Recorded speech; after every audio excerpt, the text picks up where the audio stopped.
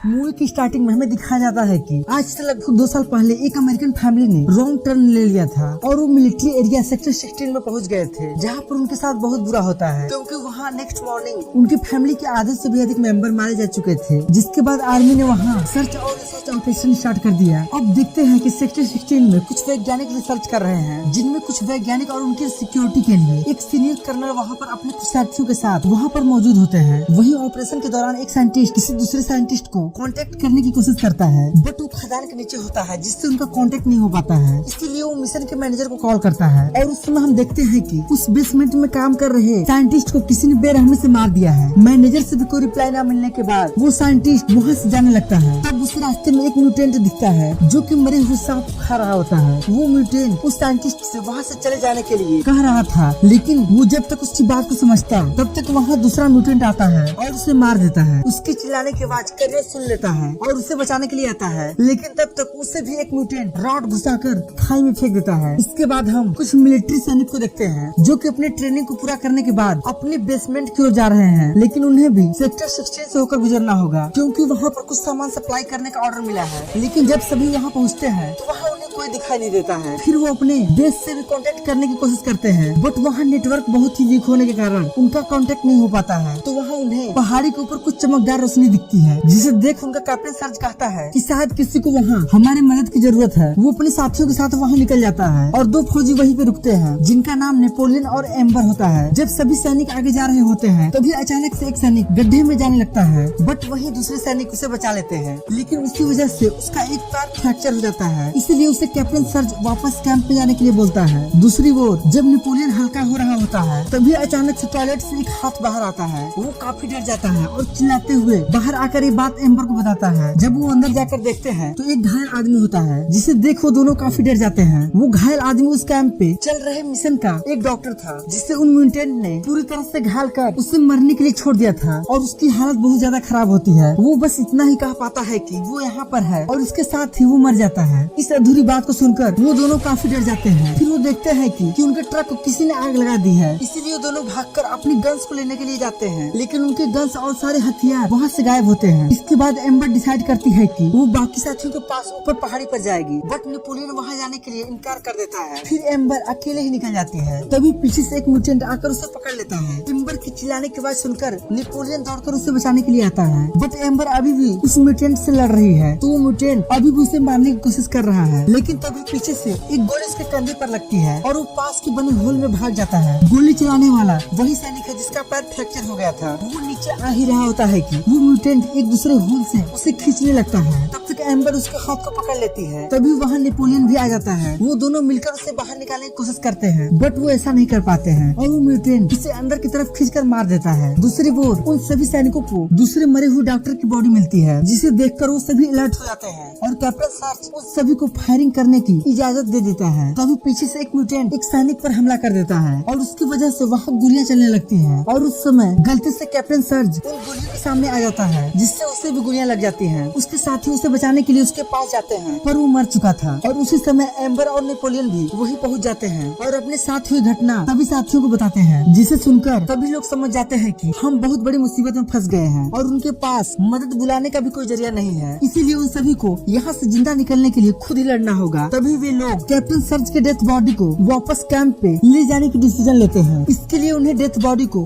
किसी के साथ रस्सी से लटकाकर नीचे भेजना होगा। उस काम के लिए वो सैनिक मान जाता है जिसकी गोली से वो कैप्टन सर्ज मारा गया था। वो उसे रस्सी की सहायता से नीचे भेजते हैं और बाकी लोग उस रस्सी को पकड़े रहते हैं, लेकिन अचानक से रस्सी टूट जाती है और वो सैनिक भी मारा जाता है। जिसके बाद वो नोटिस करते हैं कि रस्सी टूटी नहीं थी बल्कि उसे काटा गया था। मतलब वो म्यूटेंट उन्हें एक एक करके मारना चाहते हैं। काफी सोच विचार करने के बाद वो सब पहाड़ी से नीचे उतरना स्टार्ट कर देते हैं। तब आगे जाकर उन्हें कर्नल मिलता है जो कि काफी ज्यादा घायल होता है। वो लोग कर्नल से बाहर निकलने का रास्ता पूछते हैं। तब कर्नल उन्हें बताता है कि तुम्हें यहाँ से बाहर निकलने के लिए खदान से होकर जाना होगा, मगर तुम उन म्यूटेंट से बच नहीं पाओगे क्योंकि वो तुम्हें जहाँ देखेंगे वहीं पे मारने की कोशिश करेंगे। बट वो लड़कियों को नहीं मारते हैं क्योंकि वो उन्हें ब्रेस्ट फीडिंग के लिए यूज करते हैं। तो ये सुनकर नेपोलियन गुस्से से पूछता है कि हम उनसे कैसे बच सकते हैं। तो कर्नल उनसे एक ही वर्ड बोलता है, सिंपल। ये कहकर वो अपने आप को गोली मार लेता है। फिर अगले सीन में हम एम्बर और मिस्सी को देखते हैं, जहाँ दोनों अकेली बैठी हुई है, क्योंकि ये म्यूटेंट के लिए बनाया गया एक जाल होता है। उन दोनों को अकेला देख एक म्यूटेंट उनके पास आता है, बट उसी वक्त उसे सैनिक गोलियों से भून देते हैं। इस दौरान मिस्सी उन सब से थोड़ी दूरी पर होती है, जिस वजह से एक म्यूटेंट उन्हें पकड़ लेता है। उसकी आवाज को सुनकर सभी लोग खदान की ओर भागते हैं, और जब सभी लोग माइंस के अंदर जाने वाले होते हैं, तब एक सैनिक अंदर जाने से मना कर देता है और वापस चला जाता है। बट कुछ ही देर के बाद उसे एक म्यूटेंट मार देता है। दूसरी ओर जब वो लोग खदान के काफी अंदर चले जाते हैं, तो एम्बर और नेपोलियन एक गड्ढे में गिरकर किसी गुप्त जगह पर चले जाते हैं। बाकी लोग उन्हें ढूंढने की कोशिश करते हैं। उसी दौरान एक म्यूटेंट एम्बर को पकड़ लेता है। इस बार नेपोलियन एक बड़े से पत्थर से उसका सर कुचल देता है, जिससे वो मारा जाता है। उसी वक्त एक और म्यूटेंट वहाँ पे आता है, जो कि अंधा होता है। एम्बर और नेपोलियन उससे बचने की कोशिश में अंडरग्राउंड रूम में गिर जाते हैं। वहाँ उन्हें हेंसिल नाम का एक म्यूटेंट मिलता है, जिसे हमने फिल्म की शुरुआत में देखा था। असल में वो एक अच्छा म्यूटेंट होता है, जो लोगों को मारने की बजाय उनकी मदद करता है, और इसी वजह से वो इन दोनों को वहाँ छुपा लेता है। दूसरी ओर जब दो सैनिक नीचे आते हैं, तो वो अंधा म्यूटेंट को देखते ही तुरंत फायरिंग शुरू कर देते हैं, और वो किसी तरह से उस अंधे म्यूटेंट को मार जाते हैं। उन दोनों को देख नेपोलियन भी उन्हें अपने पास बुला लेता है। बाद में उन चारों को लेकर हेंसिल बाहर जाने के रास्ते पर चल देता है। आगे जाने पर उन्हें बहुत सारी डेड बॉडी और कटे हुए बॉडी के पार्ट्स भी मिलते हैं, जिनमें उनके साथियों की भी बॉडी पार्ट होती है। उसी दौरान उनका एक सैनिक अचानक से मर जाता है, इसीलिए उसकी डेड बॉडी को लेकर आगे कुछ ही दूर जाने पर उन सब में बहस छिड़ जाती है, क्योंकि एम्बर और नेपोलियन मिस्सी को वहाँ अकेला छोड़कर जाने वाले नहीं थे। मगर एक सेल्फिश सैनिक होता है, जो कि किसी की भी परवाह नहीं करता है। एम्बर और नेपोलियन वापस मिस्सी को खोजने के लिए चले जाते हैं। उसी वक्त उस सेल्फिश सैनिक को एक डायनामाइट का बॉक्स मिलता है, जिसे देखकर वो काफी खुश भी होता है, और वो उसे अपने साथ लेने के बारे में सोचता है। मगर असल में वो एक जाल होता है, क्योंकि जैसे ही वो उस बॉक्स को लेकर आगे जाता है, उससे कनेक्टेड एक वायर से ट्रिगर दब जाता है, जिससे एक ब्लास्ट के साथ वो मर जाता है। दूसरी तरफ नेपोलियन और एम्बर जब मिस्सी को ढूंढ रहे होते हैं, तभी उन पर एक म्यूटेंट हमला कर देता है, मगर वो उससे भी मारकर आगे बढ़ जाते हैं। आगे जाने पर मिस्सी उन्हें बंधी हुई मिलती है। वो रस्सी खोलकर वहाँ से निकलने ही वाले होते हैं कि वहाँ एक हिड नाम का म्यूटेंट उन सब पर हमला कर देता है, बट एम्बर और नेपोलियन उसे भी किसी तरह मार देते हैं, और वो तीनों वहाँ से बाहर निकल जाते हैं। मूवी के लास्ट में दिखाया जाता है कि अभी भी कोई जिंदा है, जो कि उन सभी को देख रहा है, और यहीं पर मूवी समाप्त होती है। तो दोस्तों, आपको अगर इस मूवी की कहानी पसंद आई हो तो हमारे चैनल को सब्सक्राइब जरूर करना, ताकि आपको इसी तरह इंटरटेनिंग कहानी का डोज मिलता रहे। तो गाइस, फिर मिलते हैं नई कहानी और नई डोज के साथ। तब तक के लिए बाय।